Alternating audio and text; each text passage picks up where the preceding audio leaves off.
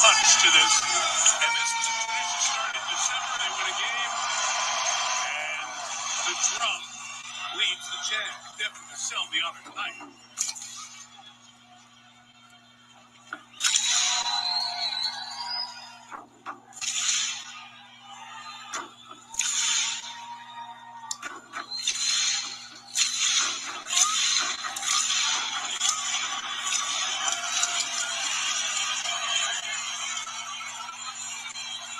Beat the drum. They beat the Blazers in game one. Final restart. They come to the restart zone for credit one overtime. Great. Hamlin gets a great restart, but he's got no pusher. Almost too good. Watch Larson. Here he comes. Larson looking low and gets there.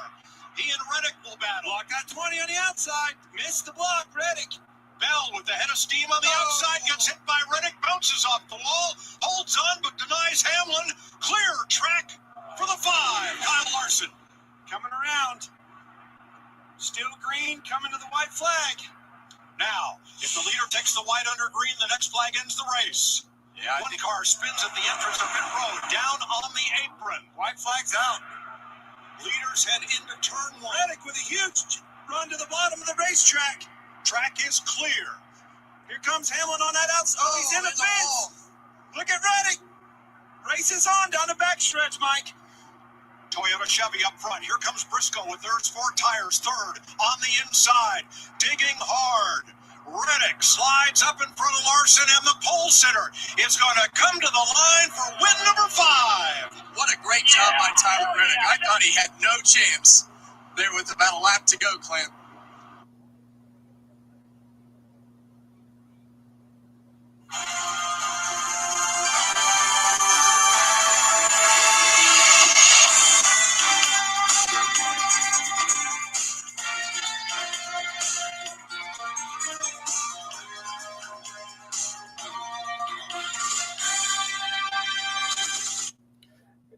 Yeah, guys, you could hear the intros for the beginning of the video. Yeah, what is going on, everybody? Woo! Holy crap. Oh my God. Hold on a second here.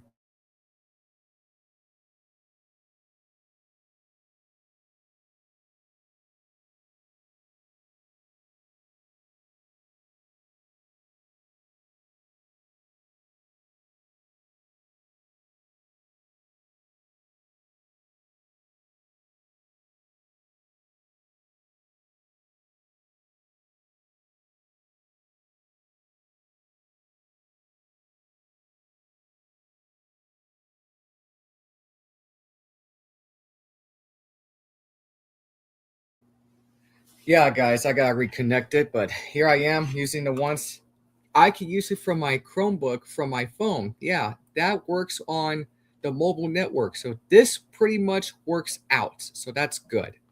So here I am, guys. We're here. We're live. Welcome to this past weekend of AFG's Sports Weekend Reviews and anime itself. Yeah. And we'll break it down right now, but we're going to start off with NASCAR first. Oh, man. You heard the intro. Oh, my God. Where did Tyler Reddick come from? That's all I have to say. Where did Tyler Reddick come from? I mean, in the end of that race, you couldn't even expect whoever wins that. It's going to come down to the wire. Like, I can't express all this, but this is the race at Kansas. Unlike 2 years ago over there at that night track race, the same day Formula One race had in Miami, no one tuned in. NASCAR is the one that made popular because of Chris Buescher and Kyle Larson. That race came down to the wire. Yeah. And we'll look at the final results of that race. And first up, NASCAR. We're going to start off the race first. Reddick, he's done it again. He's done it once again. His 5th wins of the season in the last 9 races. Who could stop Kyle Larson? Who could stop Tyler Reddick? And Michael Jordan. and the 2311 Racing, who owns him and the co-owner of himself, Danny Hamlin. No one can. Because I'm telling you, Sunday's racing is going to be something else. And I can't express how that confused me. Is nothing went wrong with that. It's Sunday's racing. Sunday's racing. I mean, it's NASCAR. Every Sunday. Oh, man. And I'm having a little issue right now with this. Oh, come on. Don't. Oh, man. Let's get to the standings first because I want to break it down from what happened this past week. I mean, the Sunday's race doesn't bother me, but now start off with Reddick. He finished first. Kyle Larson finished second. They were going neck and neck in the last two overtime because Briscoe, you couldn't even tell what would happen because they could at least go to the backstretch on turn 2. On the backstretch straightaway, he just lost his patience. Barely lost his concentrations on racing. So that's the big problem is you couldn't even tell what's going to happen on Sunday's race. That's what we're here for. But that's what it is. Man, and then Danny Hamlin, speaking of Danny, who owns with 2311 Racing with Michael Jordan, he finished 4th, by the way, on Joe Gibbs' racing team. And then Bubba Wallace, well, he finished at the top 5. Mr. Bubba Wallace finished in the 5th. Brad Keselowski finished 6th for Roush. And happy belated 84th birthday to the captain. The captain himself, the captain Tin Man, Jack Roush, who's now turned 84 years old for RFK Racing. And William Byron from Hendrick finished 7th, and along with Chase Elliott 8th. Ty Gibbs on Joe Gibbs Racing 9th, and Chris Buescher, speaking from 2 years ago, that lost to Kyle Larson. Larson finished 2nd, and Buescher finished 10th. Ever since 2024, 0.001 second, the most ever closest finish in NASCAR Cup Series history. Suarez finished 19. Yep, could have saw that one coming. And Shane Gisbergen, he's not a fan of the oval tracks. He's a fan of road courses only because of that. He finished 36, way worse. And because of the caution, what happened is Tyler Reddick almost ran out of fuel. He almost ran out of fuel. You could hear the screaming from the crew chief, or Tyler Reddick ran out of fuel. And then Danny Hamlin took the lead until the caution comes out by Cody Ware. Yep, on the last 2 laps to go before overtime came. And now, guys, I think the fans are getting destroyed on Tyler Reddick, but not as true. And this is Michael Jordan. Yep, gotta be like Mike. Yep. And then it says, it's funny they sued NASCAR and won all of a sudden. They are the best team. I think it's a little odd. This sport has zero competition, and no wonder viewers are interested. Nobody wants to see the same damn teams win and be in the top 10. It effing sucks. I don't blame you, Michael Roberts, but the Navy man. Look, people watch Michael Jordan in the NBA as long as you've watched it in the 90s. My mom, my grandma, my grandpa, my aunties, my uncles watched Michael Jordan in the Chicago Bulls in the 1990s. Won 6 NBA championships, 3 straight, 90 through 93. Well, not 1990. That was the 90 Detroit Pistons. 91 through 93. 96 through 98. Until the Rockets won both back-to-back, 94 and 95, the Heart of Champions. Yeah. The Hakeem the Dream Olajuwon team. And Kenny the Jet Smith, by the way. Yeah. And then the Spurs won in 99. Yeah, because Detroit won in 1990. Just want to point that out. Look at this. Everyone says it's rigged. Thinks of rig is cheating. Can never show any proof. Y'all so dumb. That's because of Michael Jordan won the settlement lawsuit. The lawsuit settlement. And this is a hilarious one. The investigation needed a 2311. they won't because it was part of the lawsuit settlement. Nope, it's not. It's not.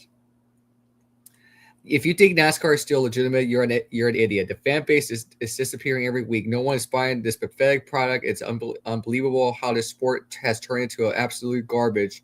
Just sue NASCAR. All of a sudden, the team is unstoppable. What an effing joke. Pro wrestling has better storylines. Yeah, WWE has never been to that. But look at this one. You just lost to the Woken chat. That's hilarious. That's hilarious. Oh my god, this is great. I'm gonna give you the thumbs up on that. The thumbnails. Man, Kyle Larson is losing is great for the sport. Well, he's gonna be back on that track, but there was no lawsuit. He won the race, barely got out of it, but you can't even tell what happens on Tyler Reddick. Reddick is he's something else. He's something else. This is the guy. This is the guy that I want to follow those drivers. This is the guy. He's never stopped. And there's the boss man. I'm not gonna play the clips for NASCAR because they'll give me copyright for this crap. But yeah, he won the pole and now he won the race. That looks pretty cool. That looks really cool. Tyler's secret stuff. Yeah, this is from Space Jam 30th anniversary.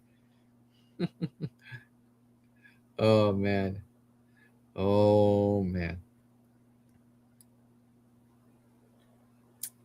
I'm no longer 23 fan. FMJ, keep your hands off another man's neck. Go turn into a joke. It's your loss.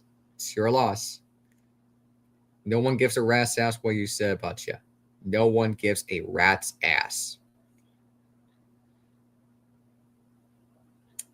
F off, Sheen, Lil. Yeah. God.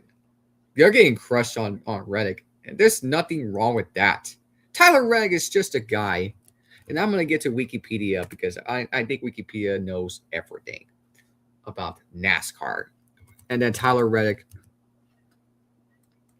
He was born in 96. I was born in 97. I mean, we're in a little age. Yeah, we're both in the same 30s, but well, not 30s, but almost nearly 30s. But he's about to turn 31, about to turn 30 next year. He's from Corning, California. Well, look at this. He was the first driver to win first 3 races in the Cup Series season. Achievements: Daytona 500 winner, regular season champ 2 years ago, and lost to Joey Logano. And then Xfinity champ 18 and 19, and then regular season champ 7 years ago. The Blue Green Vacations duo won it over there at Daytona, by the way, 2024. 2028, Xfinity, now Rally Auto Parts, Rookie of the Year. Yeah, the Sunoco Rookie of the Year. And then 2016, Camping World Truck Series, now it's Craftsman, most popular driver. And then 2011, Lucas Oil Late Model Dirt Series Rookie of the Year. Look at his numbers he has done for the last 7 years. 227 races run. I mean, he's got very good accomplishments. Very good accomplishments. His first win was in Road America. Yep, over there at Elkhart Lake, Wisconsin.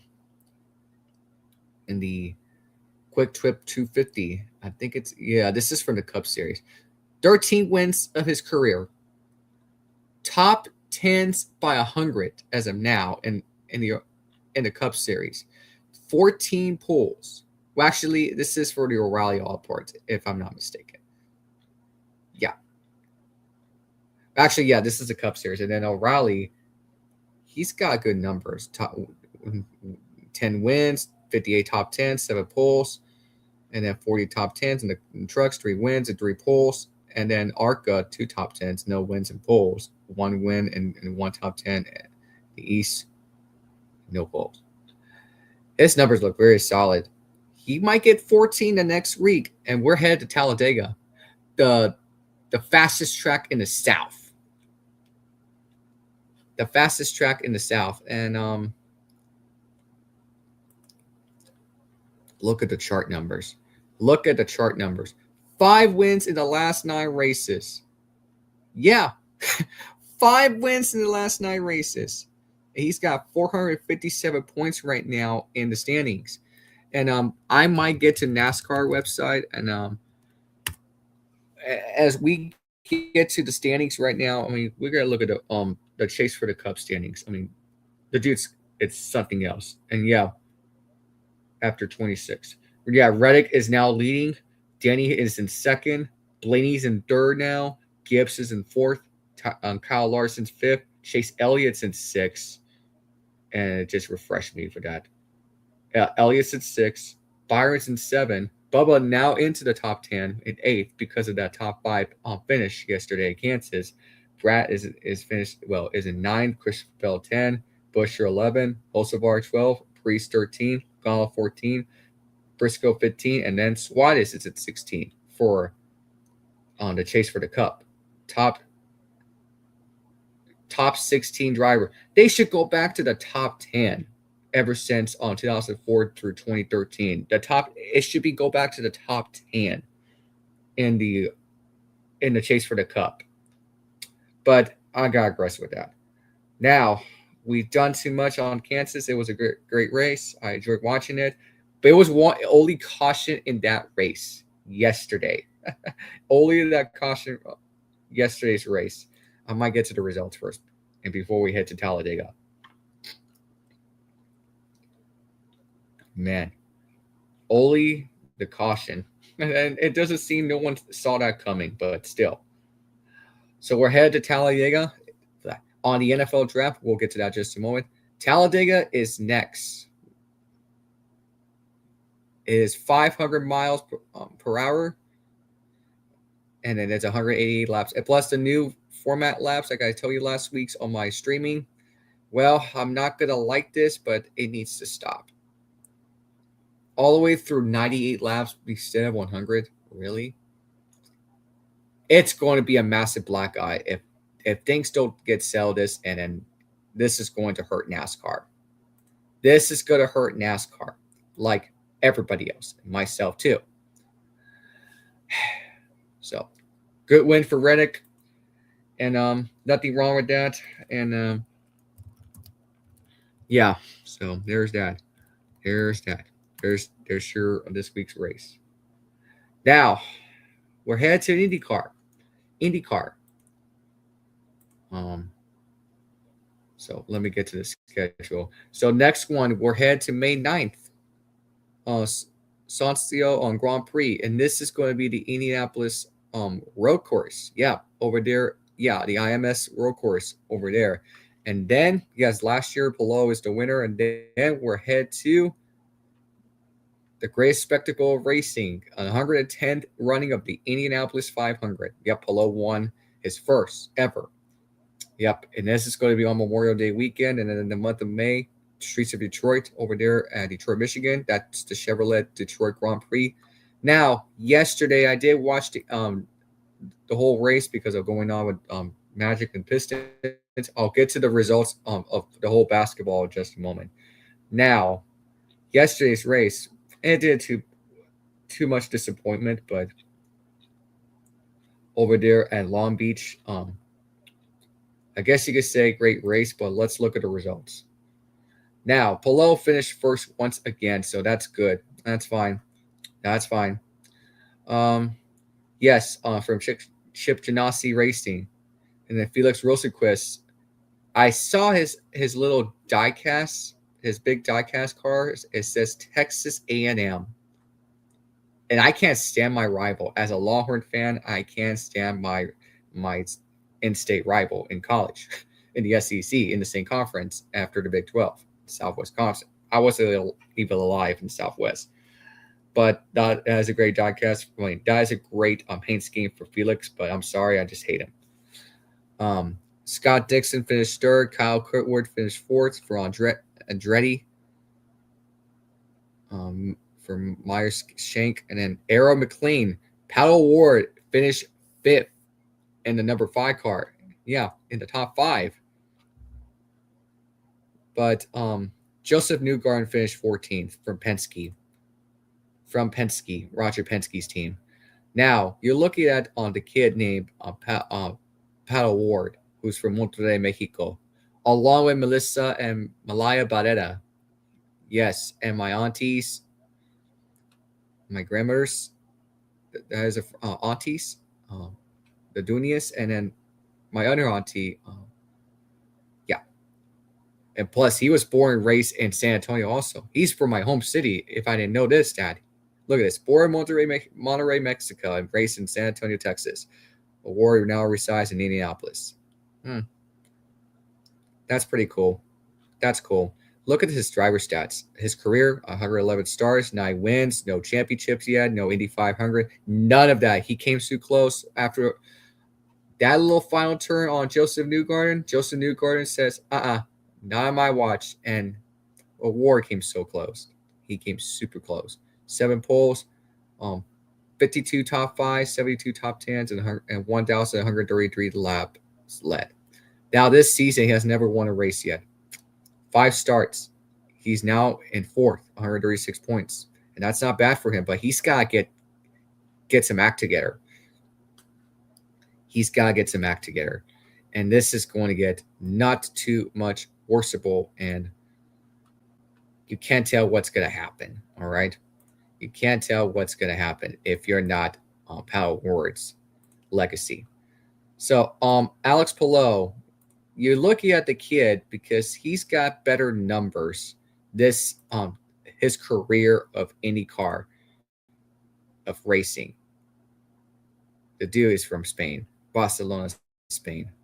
April 1st, the year I was born, because I was born March 8th, 97. And we're both 29s, by the way. We're in the same age. We haven't met, but I know Alex Palou on and off the racing track on television. He's now in first. He's got better points. But look at the standings coming up. 3 wins this season, 4 championships his career, 1 Indy 500, 22 career wins, 103 starts, 13 poles, 61 top 5, 77 top 10s, and laps led 1,915. So yeah, that is your standings. Right. I mean, that's your results. Graham Raw finished 8th. Alexander Rossi finished 9th. Will Power finished 19th. Christian Lundgaard finished 20th. Stingray Rob finished 23rd. I mean, great race. Great racing, but I did watch it, but I did. And now for the championship, what's going to come to that? And we'll take a look at I'm not going to worry. Well, I'll look at the rookie of the year. Yeah, Palou's in first, Kurt Wirtz in second, Stixon's in third, Wilson Chris and actually, I'm in the wrong spot. Oh, sorry. Malukas is in third. Excuse me. Kurt Wirtz in second, Ward's in fourth, Lundgaard's in fifth, Newgarden 6th, McLaughlin 7th, Dixon 8th, Wilson Chris 9th, and then Raw in 10th. And now they're splitting both points right now. And then Rossi's 11 and 12, Erickson and Armstrong. They're both split 104 points right now in 12th. And now the rookie of the year on the leaders right now, Dennis Hunger is now the leader over Collett and Schumacher for this year's 2026 rookie of the year.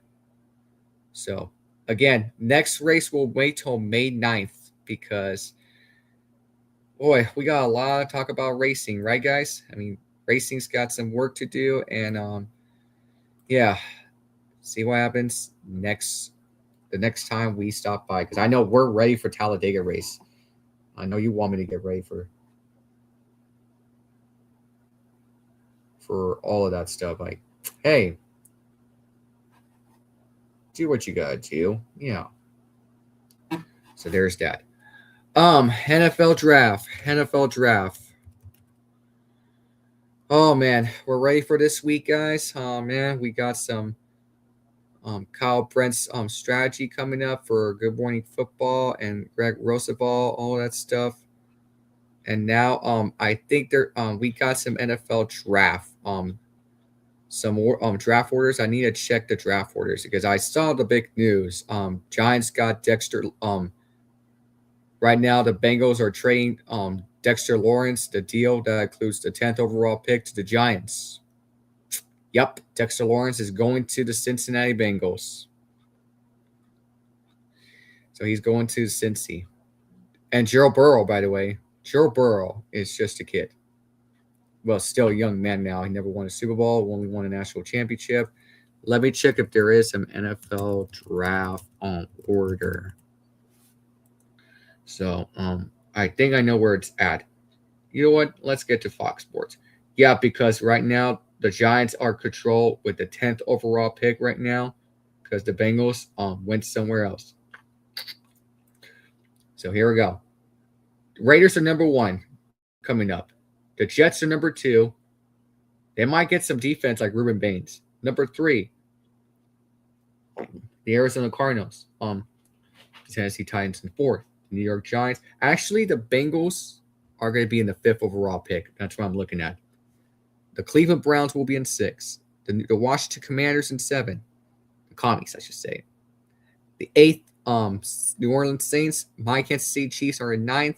The Giants are going to be in 10th because of the trade from the Bengals. Dolphins 11. Cowboys in 12th. And then you got 13, the Rams from the Atlanta Falcons. 14th, the Ravens. 15, the Buccaneers. 16, the Jets from the Indianapolis Colts for that trade. 17th, Detroit Lions. 18, the Minnesota Vikings. 19, Carolina Panthers. The 20th, Dallas will get that draft pick because of the Micah Parsons and the Green Bay Packers ever since. As we saw last year's September, well, late August to early September, because Michael Parsons getting traded to the Green Bay Packers ever since. And Micah, I think there's some clip from Stephen Anthony Smith. Hold on, because I think there is. Micah Parson. So, because I know I have the audio shared, but this is from the Stephen A. Smith show.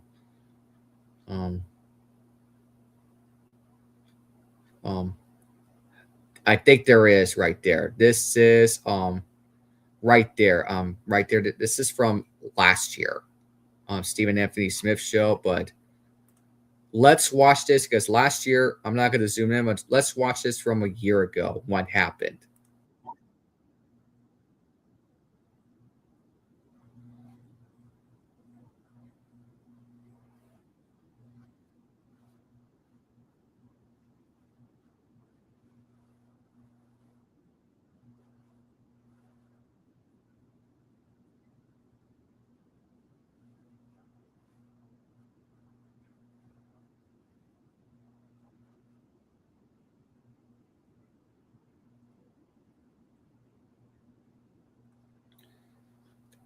Well, this did not age well that much.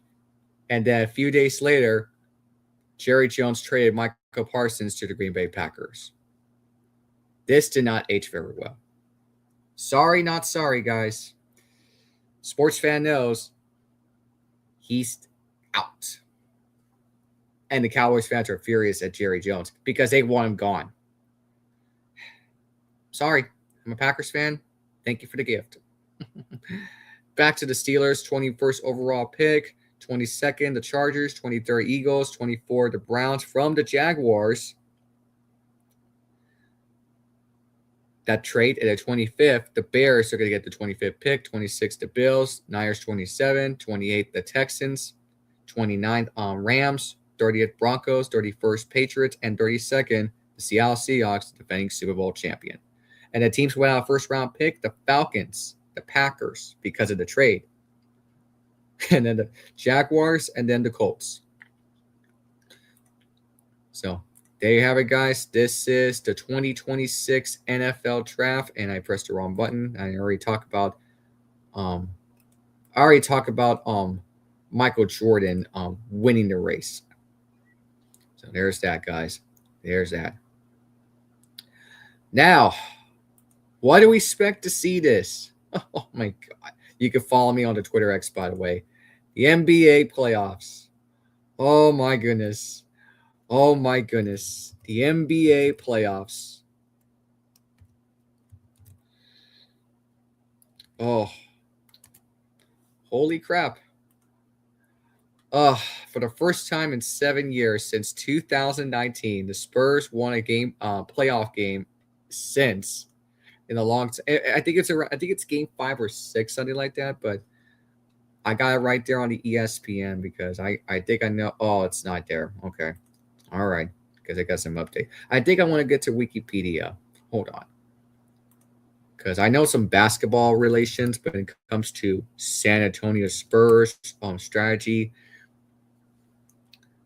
And man, I'm enjoying it. I'm enjoying it, I tell you.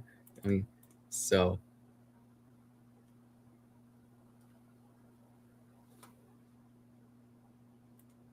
who could stop the Spurs? I mean, it's a long playoff games left, but let me go back to the 2019 NBA playoffs because I know the Spurs have not won a playoff series since 2017. Yes, and we'll tell you this on the next story. I got on the story right there, Wikipedia. 2019 NBA playoffs. This is the first round. The San Antonio Spurs against the Denver. Yeah, it was against the Denver Nuggets. I know. And then, hold on. Yeah, it was a game 6 in 18. That's right. It was in game 6. LaMarcus Aldridge, DeMar DeRozan, and these 2019 Spurs team, they were solid, but unfortunately, this did not go well. Yeah, game 7 just vanished us. They vanished us. Yeah. I mean, what else can you say? But the rosters going back in my days, it was my 8th and final high school senior year. Opt out, all senior.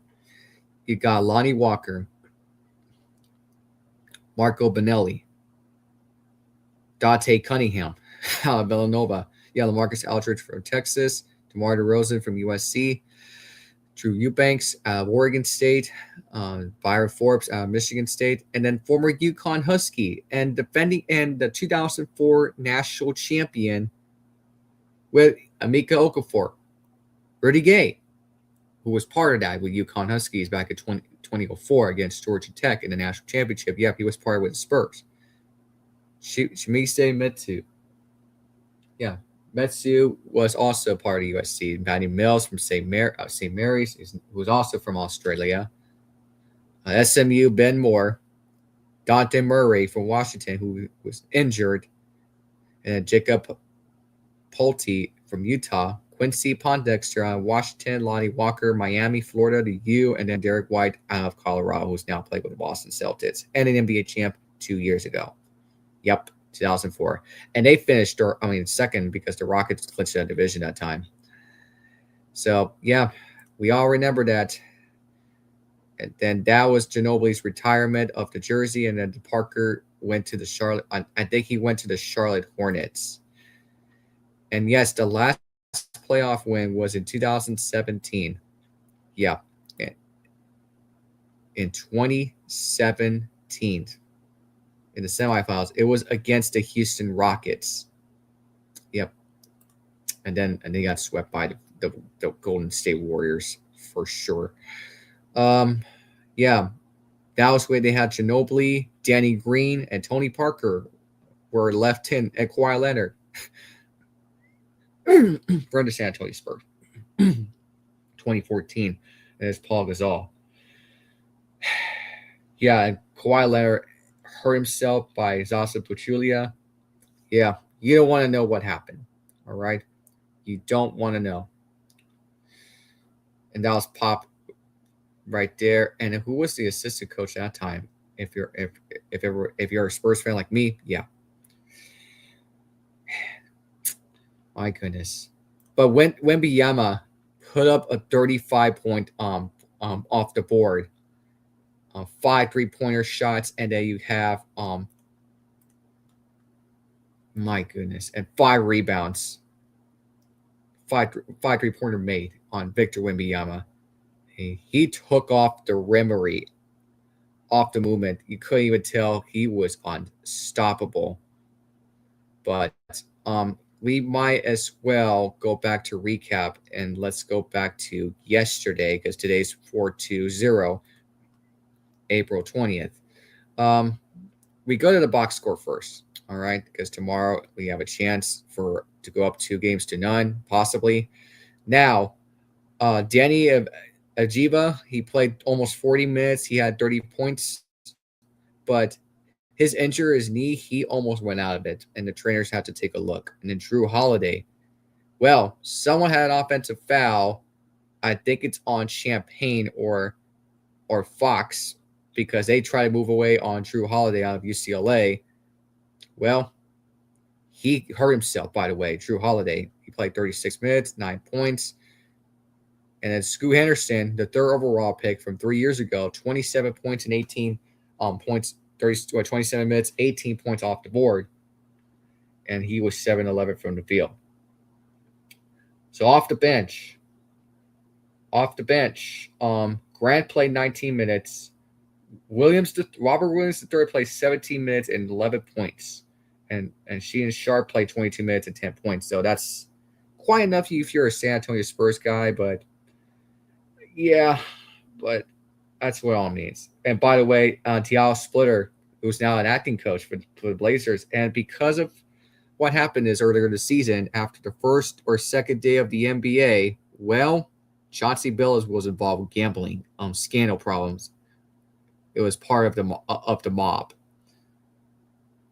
who was part with the mob, the mobsters of an Italian mobs. Yeah, that's what happens. Billups was found out, and now we're still, and yes, they're still under investigation. And then LeBron's partner, LaChina's partner, who was found guilty, and now it's going to be sent to trial.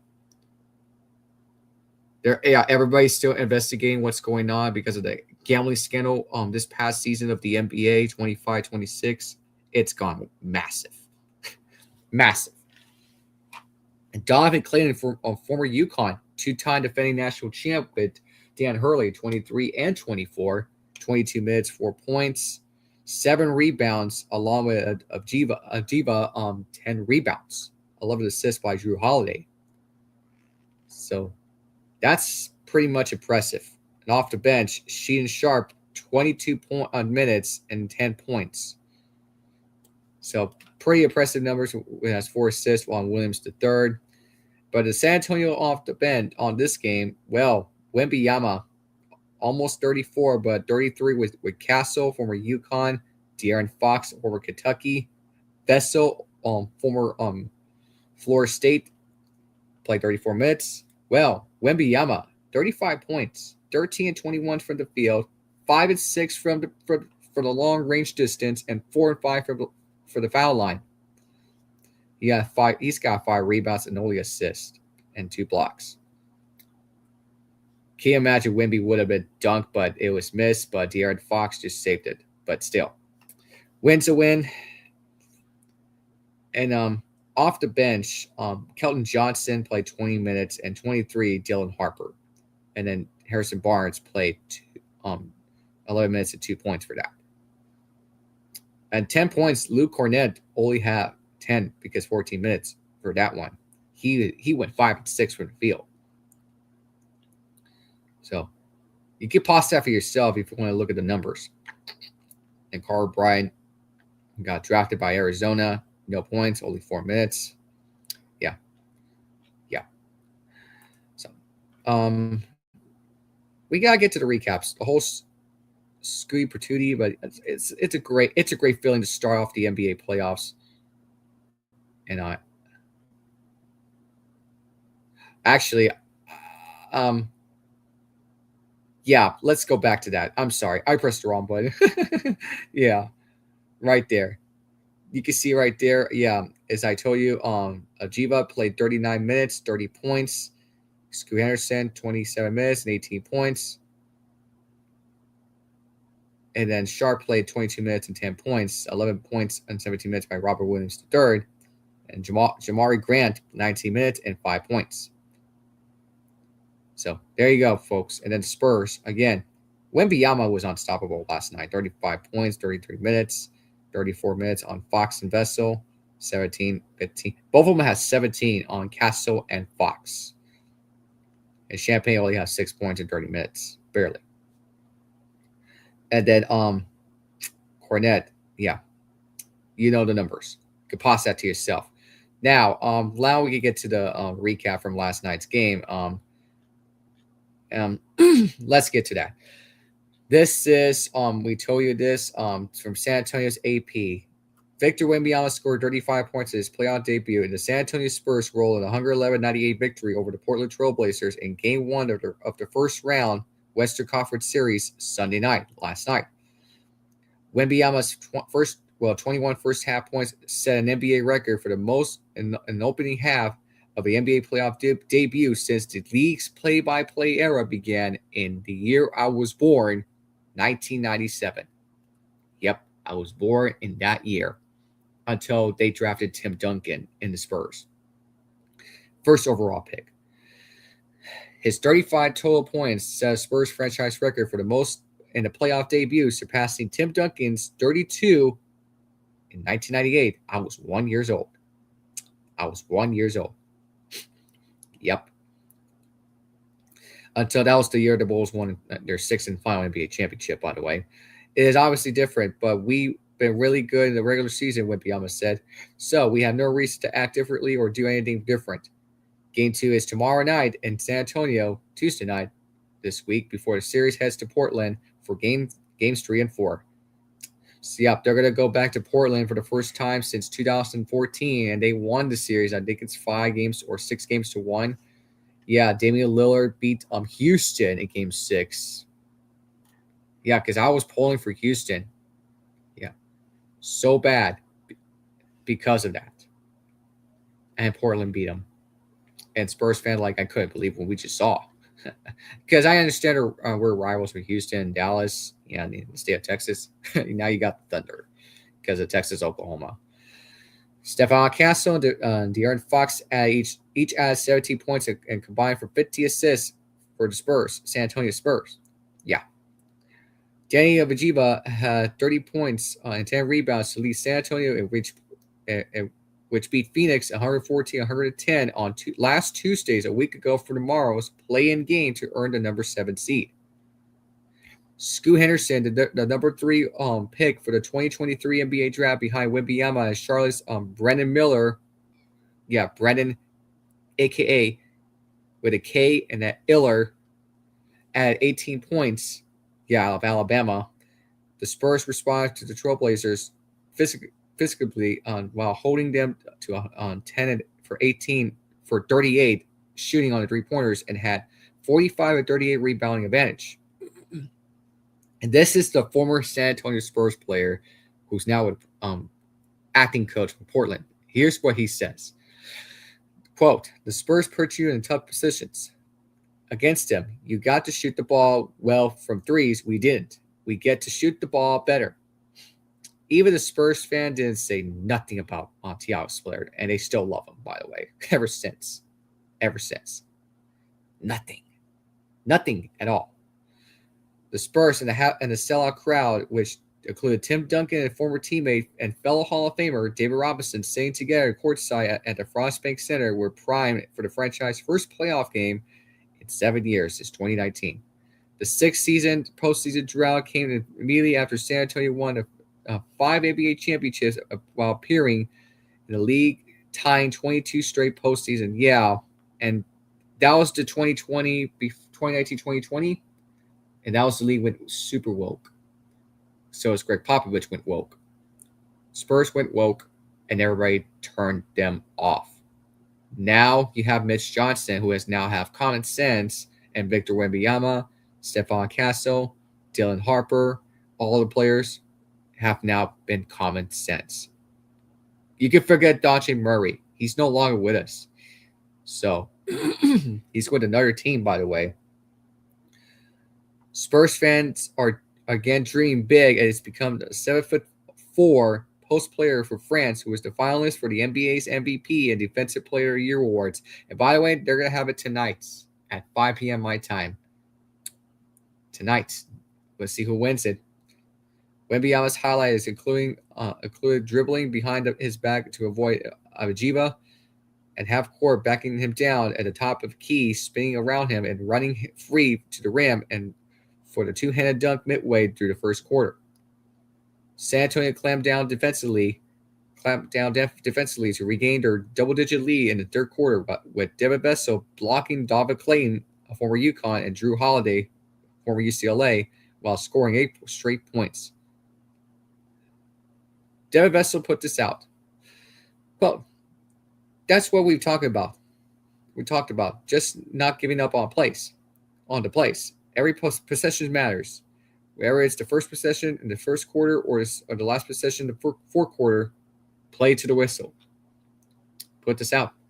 He put this out.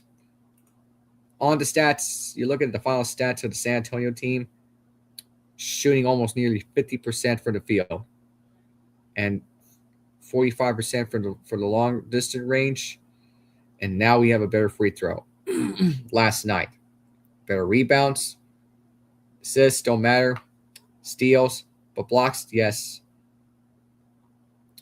Man, those numbers look really good. And yes, Mitch Johnson got a technical foul. I don't know why he was yelled about. Like, what the hell was that? And we'll get to the social media reaction coming up, but we got a Game 2 preview for tomorrow. And tomorrow night on the same network, it's on NBC. That's good because it's free antenna television. And this is from earlier today from Data Scrape. And this is right now they're minus 11.5 favorites.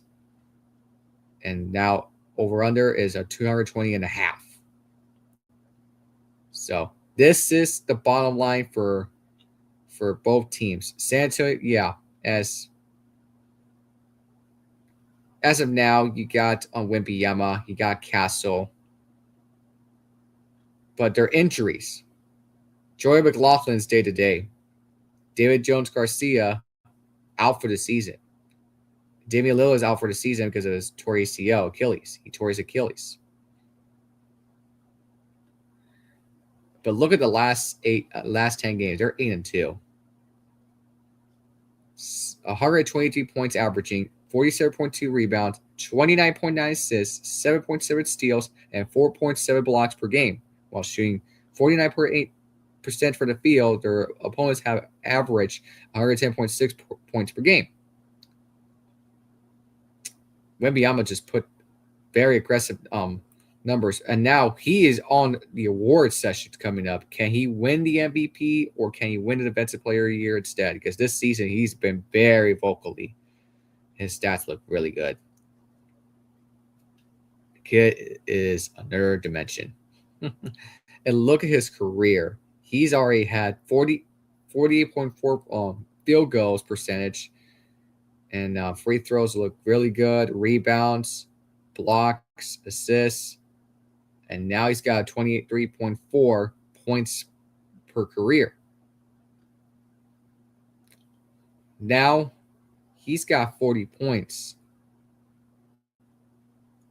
on Friday, April the 10th against Dallas Mavericks, the game we just watched.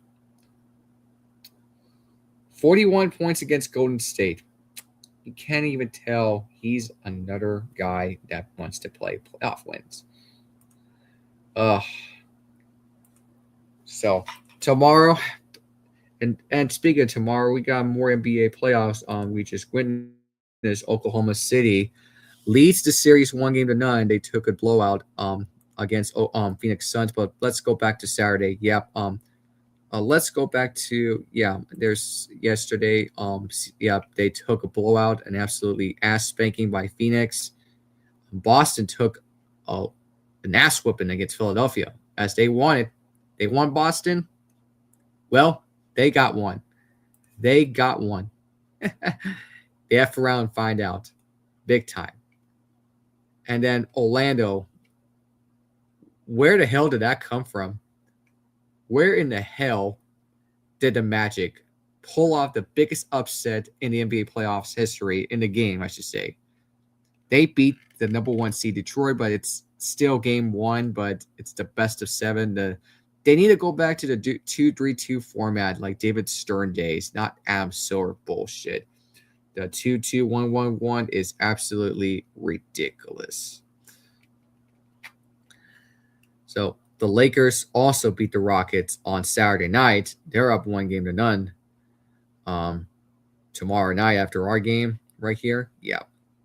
And Denver, Saturday, they took a 1-0 lead over Minnesota. The Knicks also took a 1-0 lead over the Hawks. Cavs lead the Raptors. And that's tonight, by the way. And then the next hour, the Knicks and the Hawks. And then tonight, the Nuggets and the Wolves. And that's on Wednesday night. Both games are on ESPN. Pistons, Magic, and then Thunder and the Suns. So all these teams are up. All 4 of them all 3 of them, 7 of them from home wins are up 1-0. Except on the road, Orlando Magic. What a way to start, Spurs fans, but we got a social media reaction on the San Antonio Spurs, and I want to get to the Victor Wembanyama attention because people want to pay more attention to this young guy who's very talented, very vocally, very, very, very good vocally. And now the MVP finalists, you have Shai Gilgeous-Alexander, Nikola Jokic, and Victor Wembanyama. And again, for those of you who are saying Luka Doncic, we got robbed. Unfortunately, he did not play 65 games because of his injury. He was out for the rest of the season. Have you not noticed that?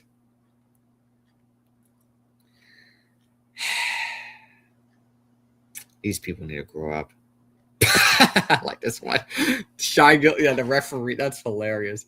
The special whistle of Asia Wilson. That's hilarious. Oh my God. That's hilarious. And yes, CC22, Rhodes Rance's fan idol. Go check him out on Black and White Sports 2. Sub to him. Yeah. So, yeah, it's just another guy that wants attention. Man. Just attention that people love Victor Wembanyama. He's attention of the basketball gods. I'm telling you, the kid's got another magic, and he's got another win. It's Wembanyama. It's Wembanyama. And I want to get to the Spurs account before we move on to the next topic, the NHL. Yep, you want me to get to this kind of crap after Saturday's ass whooping on my Dallas Stars. And it's embarrassing. It is a bleeping embarrass. It is embarrassing. We got absolutely destroyed ourselves ever since. Now we're arguing down 1-0 on the woke Minnesota. And don't even think about the Renee Good. I don't want to hear that bullshit. I don't want to hear it. I don't want to hear that kind of crap. I got a lot of sports topics. I mean, a lot of San Antonio Spurs. And yeah, happy birthday to the late, great Luther Vandross, who's now 75. Rest in peace to Luther. And Azora Stevenson just put the shirt to wear. And this is me saying this when the Spurs reposted this, can confirm. And myself, yeah, because I despise Brady, Cena, and McDavid. Still, yeah, that little face expression right there. Yeah, this is my reaction. What the bleep was stat code? Yeah, a technical foul. Yeah. And this is my reaction I said during the game. I agree with Yao. As a Dallas Wings and Chicago Stars, yeah, as we still despise her. And happy belated birthday to Kimmy Checks, by the way. She's 30 years old. 44th to Cassandra Lee Morris, the voice actress. Yeah, she's 44. Yeah, pretty good. Pretty good. It's pretty cool. It was pretty nice last night. But I don't want to get copyright from the NBA. If it does, then I'm screwed. I'm screwed the hell out of it. So still, win's a win. We'll take it. Now, the Stanley Cup playoffs.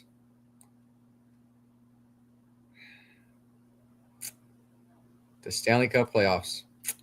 But let's start with my teams. First, with the Carolina Hurricanes. They're up 1-0 in the series. Yeah, that's great. But tonight they have a game against the Ottawa Senators, Game 2 on ESPN2. That's tonight at 6:30 my time. And then Philadelphia barely survive against Pittsburgh and Sidney Crosby spoilers. That's pretty nice. The Crosby sexuals. 1-0. I'm pulling for the Flyers. I don't give a rat's ass. And then, and then Dallas took an ass spanking. Yeah, against Minnesota. Don't even ask. We can't even how to find a way to absolutely ice rink. It is starting to look like a mess for us. Yeah. And then let's start with the afternoon game. Well, Colorado has won this game against the Kings. They're up 1-0 in the series. And then the next, in overtime, Montreal just beat Tampa Bay in overtime to spoil. And yeah, because I'm pulling for Montreal because I hate the Bolts. I hate the Tampa Bay Lightning. What they did to us 6 years ago, the Stanley Cup Finals, bleep them. Bleep them all to hell for robbing us out 6 years ago, Game 6. And the next day, I wasn't feeling too well. I was sick that day. Yeah, not only because my Stars lost, because of this bullshit I had to deal with during the scamdemic. And yeah, Buffalo, for the first time in 15 years, man, they finally won a playoff game for the first time since 2011, and they beat Boston. They were down 2-0, and Buffalo just came right back. My God. And then to close out, Las Vegas just came back and they beat Utah. I was pulling for Utah so bad to bust my bracket because I hate the Golden Knights as a Dallas Stars fan. I hate them. Same with the Tampa Bay Lightning. Same with the Golden Knights, Minnesota Wild, the Edmonton Oilers. I'm pulling for the Ducks because tonight they have a big Game 1 tonight at 9 p.m. my time. That's tonight. Tonight on ESPN, Pens and Flyers. And then tonight, my Stars played. It's gonna shit the bed on me, and piss the bleeping bed in the carpet, the effery around and find out. And then tomorrow, Game 2 has Tampa Bay and Montreal, and that's 6:30. ESPN has Buffalo and Boston, and then ESPN2 has Golden Knights and Utah, and then Avalanche and the Avs and the Kings at 9 p.m. on ESPN. So they're now up 1-0, except one game that's tonight. So stay tuned. Yeah. Now Major League Baseball. You already seen the standings last night on my social media on Instagram. Let's get to the standings. Let's get to the standings. So, the Yankees are up in a half game over Tampa Bay in the American League East, and the Central. Well, Cleveland's up in the game over Detroit. And the West, Texas and the A/Athletics, they're below 500. They're split right now with 11 wins and losses, while Houston's now dead last. Still early in the season, but in the National League East, the Braves are up 5 games over the Marlins and the Nats. In the Central, well, the Reds are only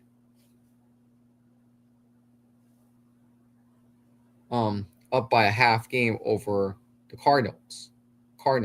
And the Cubs are now fourth, by the way. They took a sweep on the Mets, speaking. And then the West, the Dodgers lead 5.5 over the Padres. So the winning streak right now, well, the losing streak, the Mets lost 11. And now the teams have won 5 in a row. St. Louis Cardinals and the Chicago Cubs, both division rival of ours. Me and Steel Jackets, 729. Oh, and the Atlanta Braves, by the way. The Braves won 5 in a row. All three of them won 5. Braves, Cardinals, Cubs. Yeah, they won 5. So there you go. There you go, guys. And I want to get to the KBO. For those who want me to get to baseball, Korean. And we'll look at the Major League Baseball's next game. Samsung Lions are now leading over KT. So this past weekend, last week, Samsung took a sweep over Hanwha, and then they split with LG because that game got postponed because of Mother Nature weather, not coronavirus, the weather. So the LSG is next later on tonight in the morning, and then we head to Kaiwoom.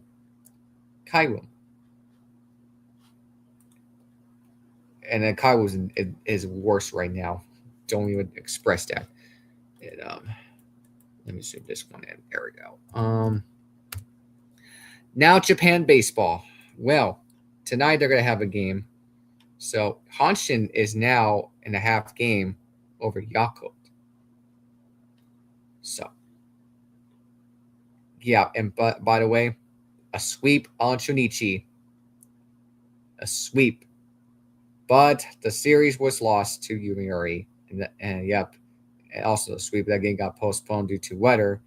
Actually, I think someone had coronavirus over there at Tokyo Dome. Someone's not feeling too wealthy. Or probably the stomach virus as well. So that game got postponed. The match got postponed. So Dina is next tonight, and then this week, and then Hiroshima. The Hiroshima team. The team has not won since 1984. And Yakult still in first place. And we won't get to face him till April 29th. Yay. And then Nippon Ham is not in a good start, but they're in fourth right now outside of Pacific League playoffs, but it's way too early. Tuesday, Nippon Ham took a loss in the series on Lotte. Yeah, that's not a good start. But Saibu, they stomped us again. They lost the series to them for Nippon Ham. But next is Rakuten and Urex this week. Yep, this week. So SoftBank is now in first. They're all split with Urex in the same record right now.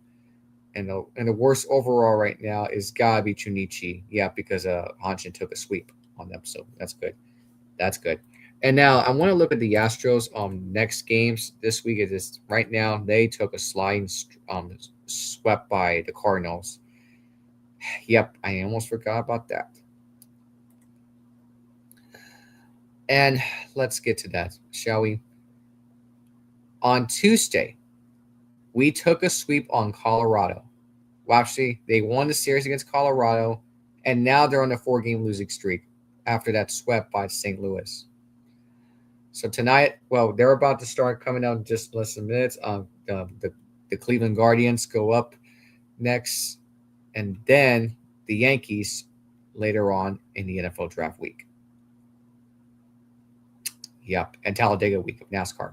So I hate this for the Houston Astros, but they got to get their act together. Oops, I pressed the wrong button. It is what it is. But yeah, they're going to be on the road, except they're going to be back in home this week, except they're going to be on the road. Baltimore and Boston coming up. So And now on the Chicago Cubs side. So they took a sweep on the Mets. And by the way, they won the series against Philadelphia. It doesn't matter if they lost a week ago from today. And we got to face them again tonight. Tonight through Thursday. Tomorrow night on TBS. Wednesday night on MLB Network, I believe.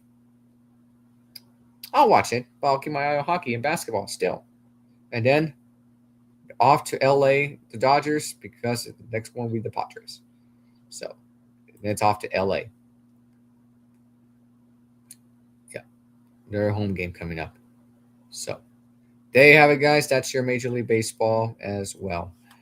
Now, college football. Nothing going on, but Texas football has spring game going on. This past week they had a spring game, and yeah.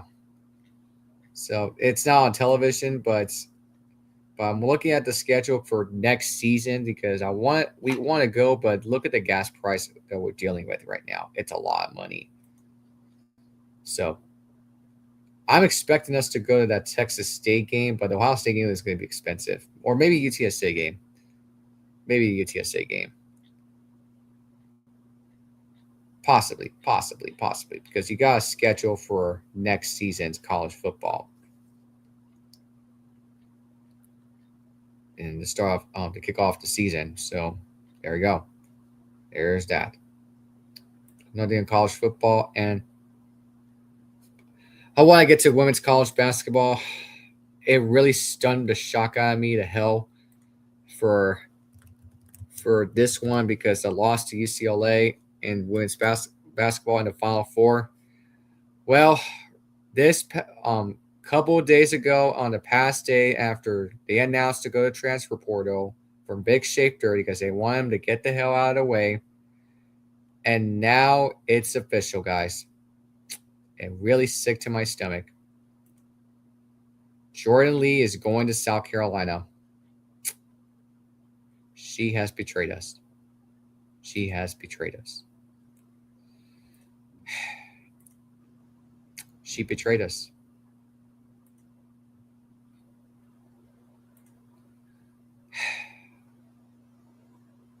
It hurts me.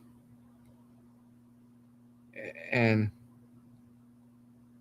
also, the good news is we sign a transfer SD Atute. She's coming from Texas. After losing Rory Harmon, it doesn't bother everybody, but now it has. And she had two seasons with Oklahoma.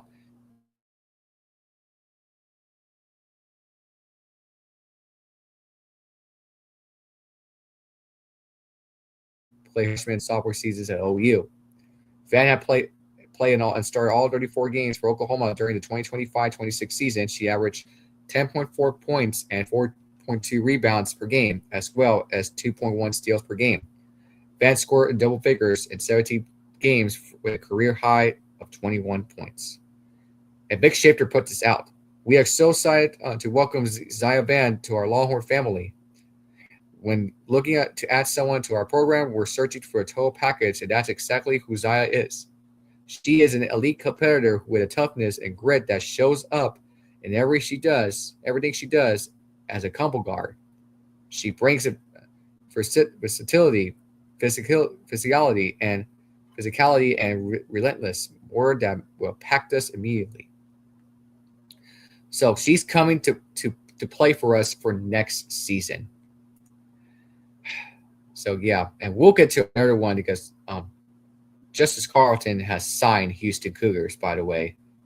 And now we already lost a lot of good players that's already in the transfer portal. Jordan Lee and Justice Carlton. And a few other players like some other transfer portals because I think there's some other news coming in from Texas. I've been following Texas women's basketball ever since Vic Shafter came, especially watching them before Vic Shafter. It is absolutely pathetic. It's gutted, guys. It is. It is.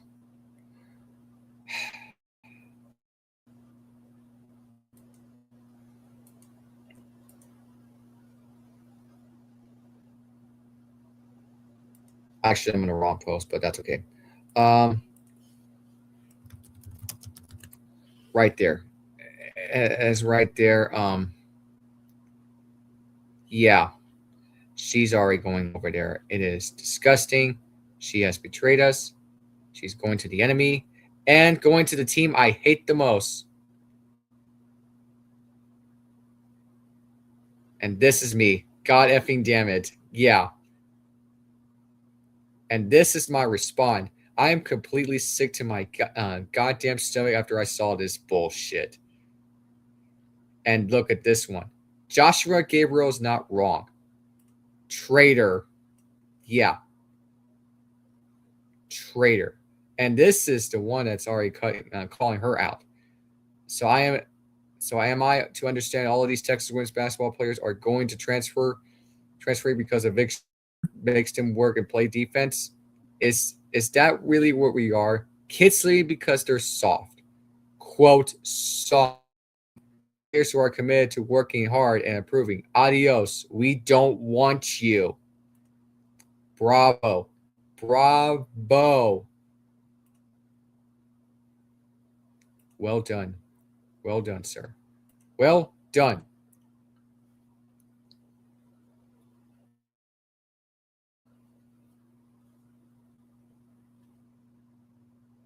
Look at this. Don't care. You missed a point. Bye.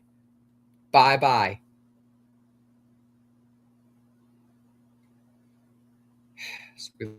Top 3 players.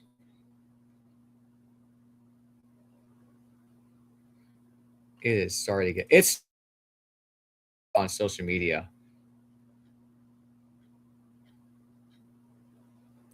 So, a little bit destroyed. And now, Texas A&M women's basketball is no longer a rivalry. It's starting to look like Texas and South Carolina rivalry. It's a war zone. Now, Justice Carlton is going to Houston Cougars. Now is a little bar for us if you're a Longhorn fan. And now she's going to the Houston Cougars. There you go, guys. I mean, there it is. I'm sorry. I'm in the wrong spot of it. So, for making this look stupid enough, if you're a Longhorn men's or women's basketball, it's starting to look like a war zone coming up. But I can't guarantee you if you're Texas like me, I've watched Texas college sports forever. I don't care if it's women's basketball, I don't care if it's women's baseball, football, basketball, both men's and women's, baseball, softball, beach volleyball, women's soccer.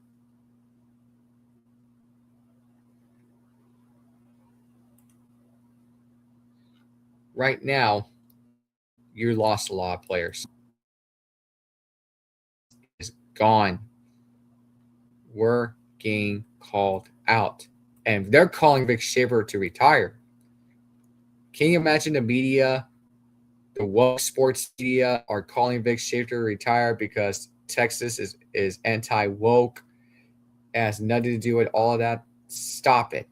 Stop it, all right? I'm from Texas, and we don't play by the rules is politics into our sports because that's what gets away from that kind of crap.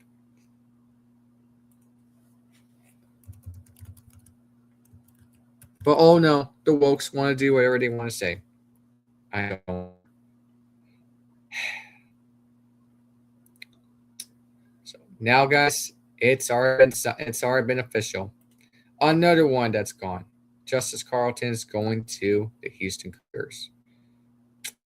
So this is from the website from the Houston Cougars. Justice Carlton, the 2026 All-SEC Tournament team selection, has joined the University of Houston women's basketball team for the 2026-27. Announced head coach Matthew on today.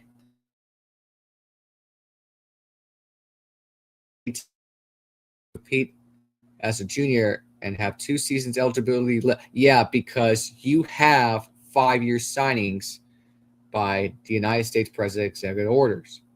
And you already got 1 transfer portal, all right? She doesn't need to go anywhere else. She will play alongside with her younger sister, including freshman forward Madison Carlton. I didn't know who her sister was. Carlton is significantly contributing to the Longhorns' back-to-back Final Four appearance.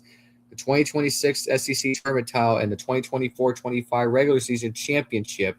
During her sophomore year, she started at 28 out of 38 games and averaging 4.1 rebounds while shooting 53% from the field. Carlton helped guide Texas to its first SEC tournament title against South Carolina, scoring 15 points and shooting 6 for 8 from the field. So she's going to be playing with her sister, where Madison Carlton is. I mean, that's her sister. I get that. All right. I get it. It's already there. I know. But that's not my point if you're a Longhorn. Right now, you've lost your starter if you're a Texas fan. And right now, you've lost your player for under Vic Schaefer.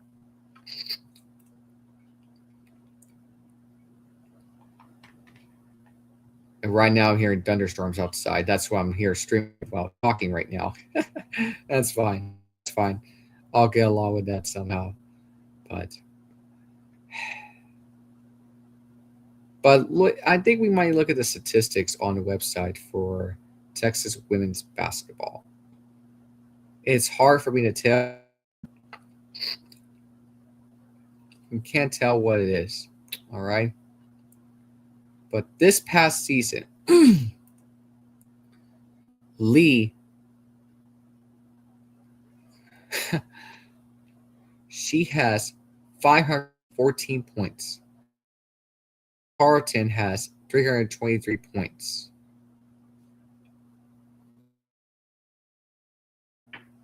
And now you lost your players. Sarah Graves she needs to make that announcement for maybe one more season before her senior year. And now this might be the last sweet sour note. Hurrah. And you can't tell what's going to happen if Texas doesn't do a goddamn thing next season. It's going to get a massive, massive black eye under Vic Schaefer. And you can't tell what's going to happen. You can't tell what's going to be there. And you can't tell what's going to get to this if you're not a Longhorn guy. When we see those ladies play basketball, you don't get the point what's there. And now the question is, you have LSU starters. You lost Florida Johnson going to be. You lost Raven Johnson out of South Carolina going to the WNBA. It's not going to go away, guys. It's not going to go away. Because South Carolina LSU may be the favorites over Texas, but now you have Vanderbilt. Michaela Blake's former UConn player, also former head coach of UConn under Gino Auriemma.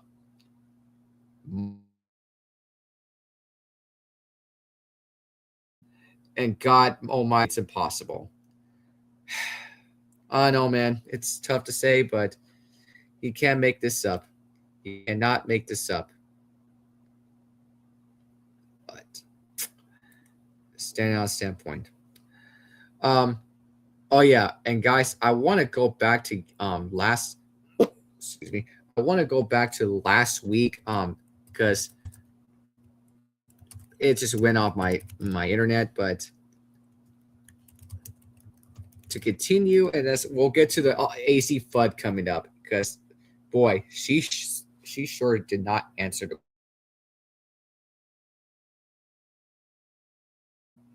I just wrote thing, but let's try one more time, and we can move on from the past. If things don't get in my way, but boy, my God, and I'm glad the Warriors fake dynasty bullshit that is so woke, that is so DEI, is over. It is the end of an era.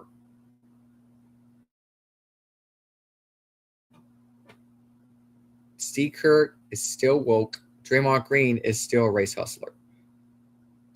And I don't give a rat's ass who calls me out in sports. I don't care. I do not care. Under our house, under our rules in sports. We don't want to hear that. And now I think there's some breaking news. Solo Ball from UConn guard is going to miss the entire 2026-27 season due to wrist injury. It has now been released. I just have it on the Instagram feed. He will use a medical register for the 2027 D8 season. Solo Ball is out for the rest of the season. Holy crap. We lost our player, and now we're in full-blown panic for Dan Hurley. He's going to be in the hot seat.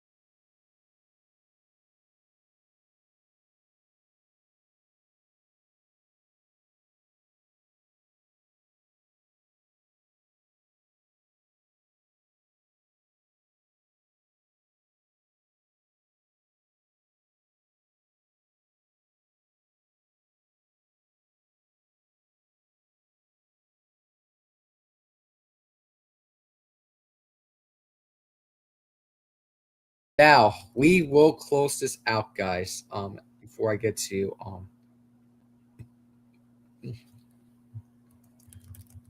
the story about Azzi Fudd, shuts down reporter. This is from Sporting News. I found this, and boy, someone's getting called out. And boy, I cannot wait as a Dallas Wings fan with Azzi Fudd. This is starting to look like a great wake up call.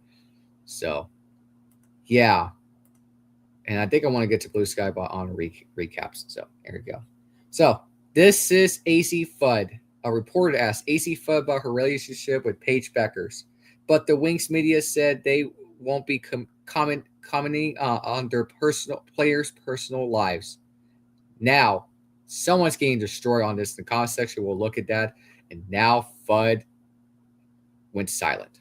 Good for her, but the Dallas Wings press release shuts the reporter down, shuts them the F down. Let's listen in because right now, someone's getting crushed on this. Paige announced last year on TikTok that y'all were a couple, and I'm wondering if that is still the case, and if so, if y'all have talked to any other couples in the league about how they negotiate that dynamic. Hang on, let me put this up so you can hear this for that one. Paige announced last year on TikTok that y'all were a couple, and I'm wondering if that is still the case, and if so, if y'all have talked to any other couples in the league about how they negotiate that dynamic as pro teammates. I understand why you have to ask that question, but we're going to respectfully decline from commenting on our players' personal lives. So next question. We're going to respectfully and not to get personal on the players, on personal players' lives. Wow. CDS Sports Podcast. My man, CDS Sports. Wow. LOL. Laugh out loud. That's all the WNBA is. A reality show about the players' are very messy personal lives. The WNBA shoves it in the public's face every chance they get. This is so stupid. Alan, not myself, the other one, totally unseriously. John Root. WNBA, yeah. In the soap opera. Man. Oh, man. In fact, facts. That's why they hate CC22 because she's married to a man. Yeah. Starring Kennedy Carter is a new. That's great. Change the channel. Who gives a shit? You only care about your social. Because of social media engagement. You're the ones that puts in my face. Wow. Oh, this is good. Someone's getting called out. Don't be that guy. Yeah. And John Root's for the outkick, by the way. How's that a sports question? The reporter should be allowed to ask any more questions to her or any other players. That's great. Yep. Good question to say this. Here's my thing. If I was a reporter, I would tell what's your upcoming season for the season when it comes to the team and how you're going to handle the points, all that, and the handle with the coaches, all that. Yeah, that's all you got to do. Not personal lives on the players. Grow up already. Grow up. That is so wrong, especially to the number one pick who was just drafted. Yeah, that is so true. That is so true.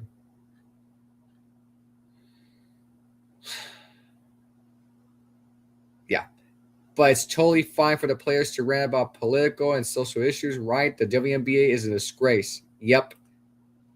And that's why no one tunes in, because they lost a lot of rings. Okay, FUD me. Yeah.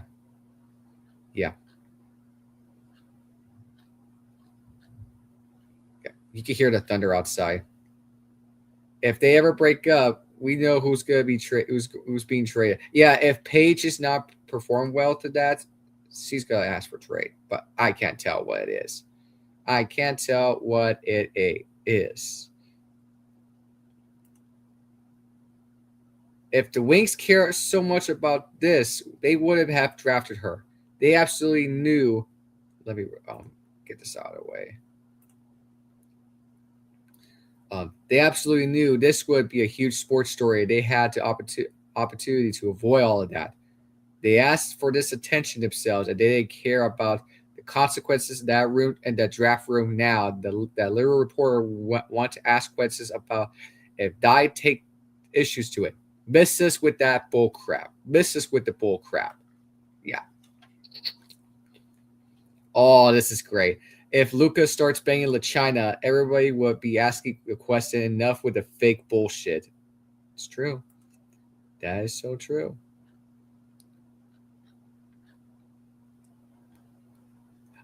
This is awkward. Yeah.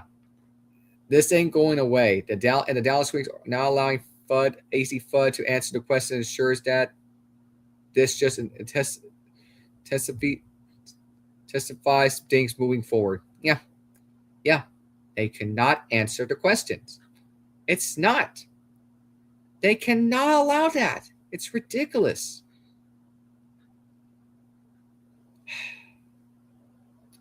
They need to grow up. This is women's basketball. What are we doing? Yeah, these people are idiots. They're playing idiot games and idiot prizes. That's what they're playing.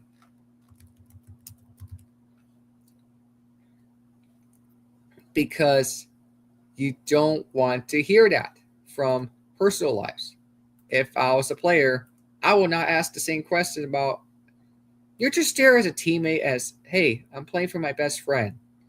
Not personalized relationship as lovers. No, you're playing basketball.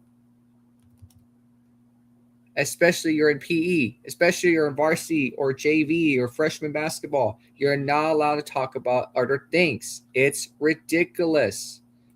Now, I want to express this from Hoops from Hotties, and I want to get to that because we're already going to talk about this before we head to the next topic before we go. Instagram put this out. This is from Hoops for Hotties. I was waiting for this to happen. I knew that this was coming. Somebody was finally going to address the elephant in the room, Azzi and Paige's relationship. And I was curious to see how it was going to be handled and what was going to happen. Let me show you the video. Paige. And we already talked about this. So we're just waiting for this to move on. And yeah. Again, you play stupid games and win stupid prizes. It says from commenting of our players' personal lives. Let's listen in. The reporter has been getting a lot of backlash for asking Azzi this. And the journalist in me wants to crawl and hide under a table at how awkward this interaction was for everyone involved, including Azzi.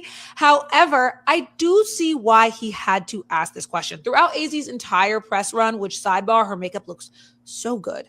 She's been looking so good.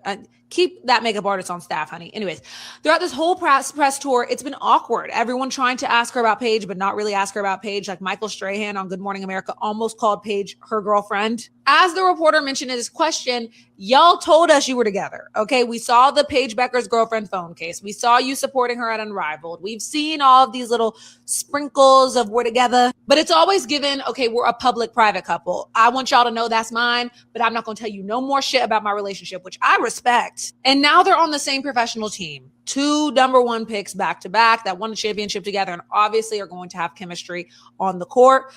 But everybody been trying to ask y'all, what's up with the chemistry off the court? And don't nobody want to ask. So I almost admire this man for asking. And I don't think it was that somebody was going to ask. We all know. Y'all didn't want to know. However, the Dallas Wings were well within their right to nip that shit in the bud early. I see why you had to ask that question, but we're not going to answer it. So before we even get into the season, don't ask us that shit because we're not answering it. Yeah, we're not answering this kind of crap. If you have watched Sailor Moon every single Tuesdays and Thursdays, go find me on Blue Sky over there. Well, it's not a personal relationship. It's about teaming up together as partners, friends, and work. Sailor Guardians, Usagi Tsukino, Sailor Moon, Ami Mizumo, Sailor Mercury, Rei Hino, Sailor Mars, Makoto Kino, Mako, Sailor Jupiter, and Minako Aino, Sailor Venus. You have Luna and Artemis there. That's called teamwork against the Dark Kingdom. Queen Barrow, Jadeite, Nephrite, Zoisite, Kunzite. You have Queen Serenity, King Endymion. Yeah, I can name all of that. I've watched season 1, and we're getting closer to the end of it. It's going to take a while because we're going to be back tomorrow and Thursday this week after Naruto. So this comic right there says, I have no idea she was dating her teammate. Talk about that. To be honest, I should say. To be honest. Next question. How can a beautiful girl end up with another girl? Can't tell what it is. Question, what is Mad Vile? Yeah. So, I don't think it's a terrible question. I don't think it's a terrible question and very respectful and reasonable answer. Yeah, but here's my thing. You cannot answer the question while your player is drafted the first overall and coming to professional. You cannot answer that. It's that simple. This needs to stop. This needs to stop for the reporters. So, and right there, I like this one. As a sports fan, I think it's fair and interesting question, especially with a growth of the WNBA right now. There are real relationships within the league, which add unique dynamic you don't often see at this level in other sports. I understand it's personal, but I'm generally curious how players balance that, being in a relationship while also maintaining team chemistry, professionalism, and performance to make to the maturity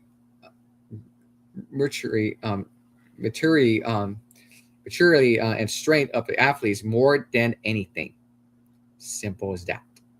Simple as that. Just call her your best friend, not call her girlfriends. It's very, very disrespectful. It's making them uncomfortable.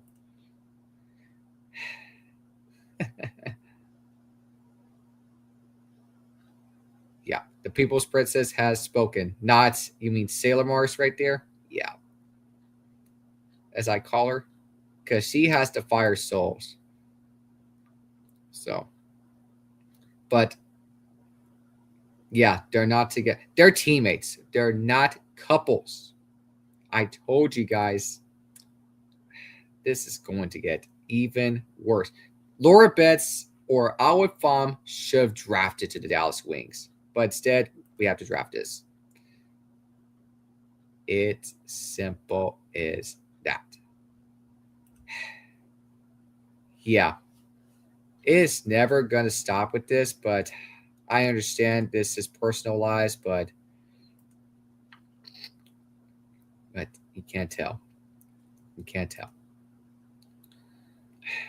It's stupid, guys. It's stupid. Well, we're about to get on out of here, but going back to the recap of Toonami Rewind Throwbacks.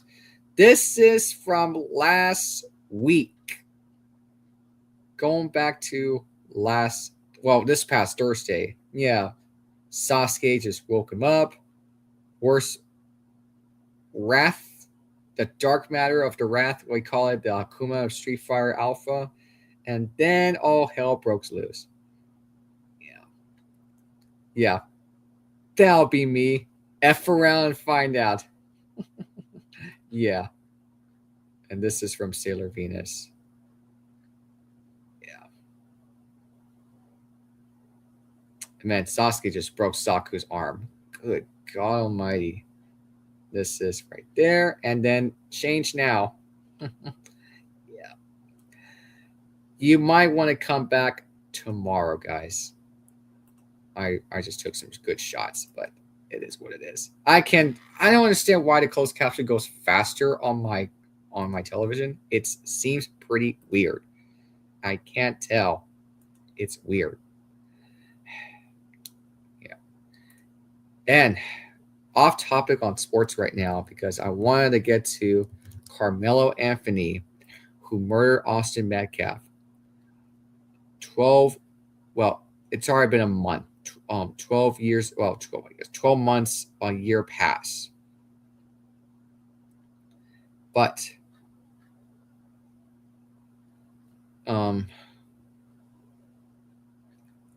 and we can't play the clips because this is the political news that we want to get to the story of Austin Metcalf. I want to show you the story because this is off topic of sports, but over there, Frisco.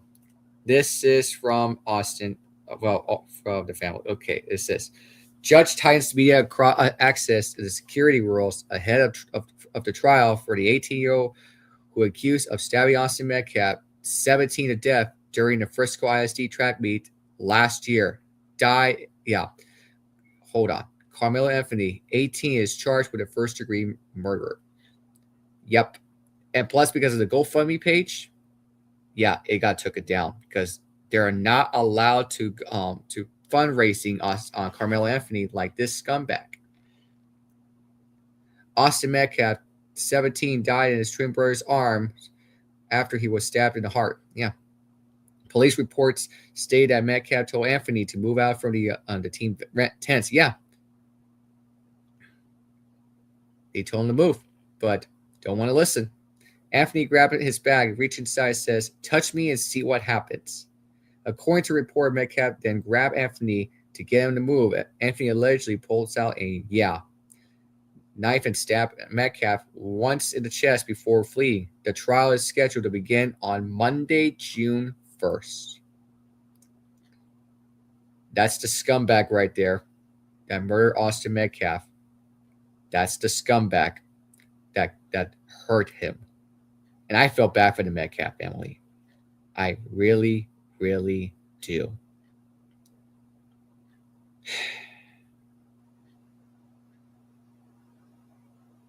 And now you have Skid Step Go. $400,000 donation, and it's not going to work. And all the woke sports media, the black woke sports media, are going to be outraged. I'm sorry. Your worst enemy hurt Austin Metcalf. His life was gone.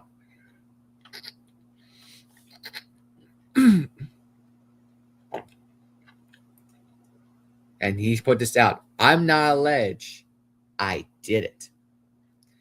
Now, I want to put this out and get to the story because we're about to get out of here. This is from Sarah Fields, who's in charge of Republicans, all that stuff. And this is from last year. Exactly 1 year ago today, Austin Metcalf was murdered in a broad daylight. The man responsible is now sitting at home on house arrest, enjoying freedom and time with his family. He admitted to the act, saying, quote, "I'm not alleged. I did it." He spent just 12 days in jail. His bond was reduced. Over $500,000 was raised, and plus GoFundMe was taken down. Now it's Give, Stand, Go. He was allowed to graduate. He was allegedly now attending college. He's not going to college. He's not going to college. And somehow this is what justice looks like. This is a complete dishonor to the real victim, Austin Metcalf. We're going to skip this from there. Austin deserves better, and we're not going to let his name be forgotten. We will be watching. We will be speaking, and we will demand justice at trial. Today, we remember Austin Metcalf. We pray for his grieving family. Do not give attention to this serial.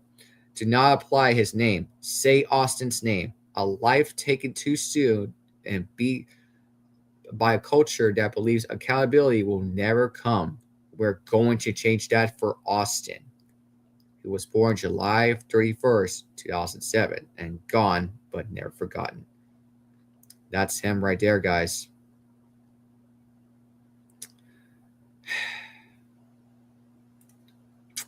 That's him right there, guys.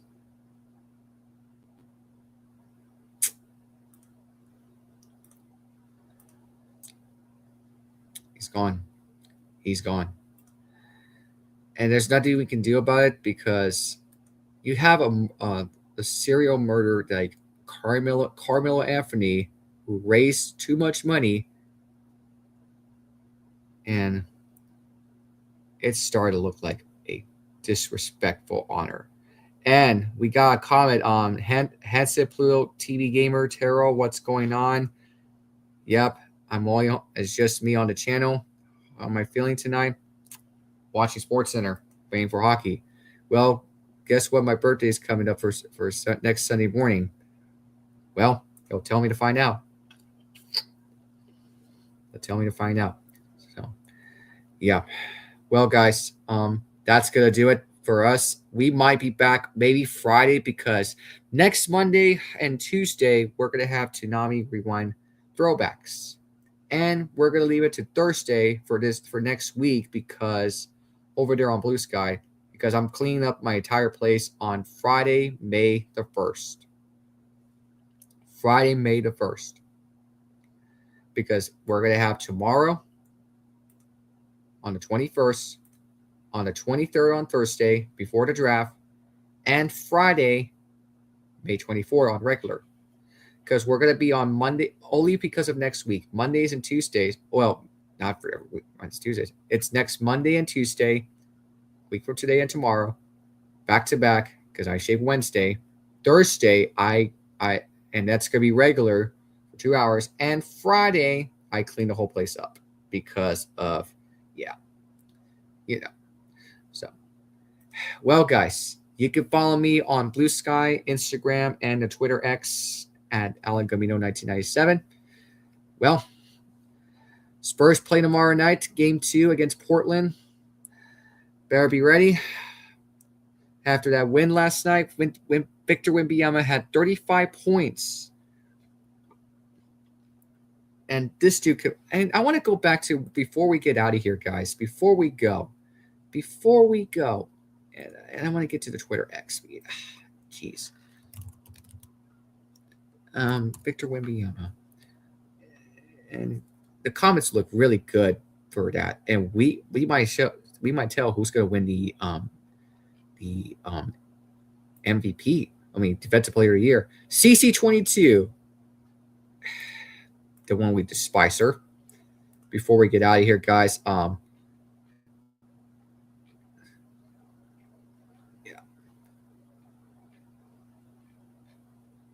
that boy good. And this is from Coming to America. Okay. I know that movie. I've seen that movie. All right. Okay. Wimby is an alien. Heck of a talent. You're talking about Lum from Urusei Yatsura. I've watched that anime. It's really funny. It's super funny. And 35 points, 5 threes, 2 blocks in game 1. Yep. And I'm gonna scroll this down before I don't get. There we go. There we go. Texas Patriot, absolute cinema. Yep. And this is good. This is good.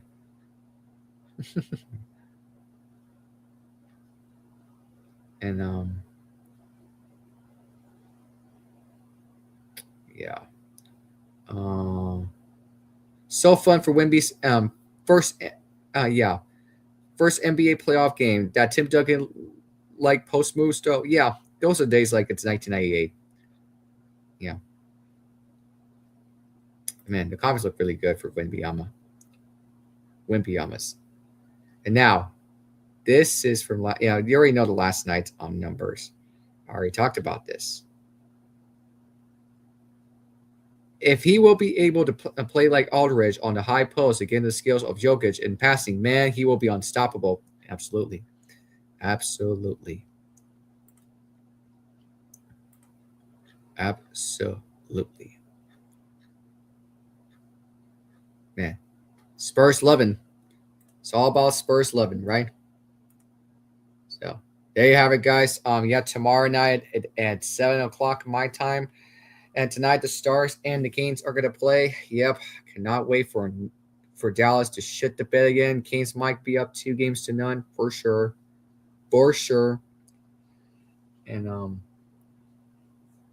yeah, that's pretty much all I gotta say, guys. It's a lot of talk, but NFL drafts this Thursday and this Thursday night.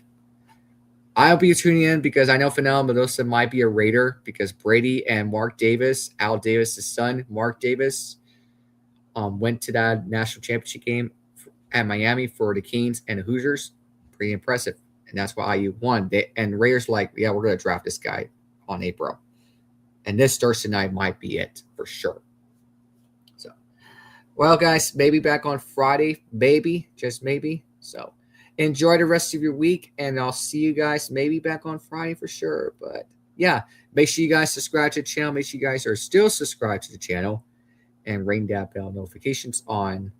Yeah, that's all I got to say. That's all I got to say. Hold on.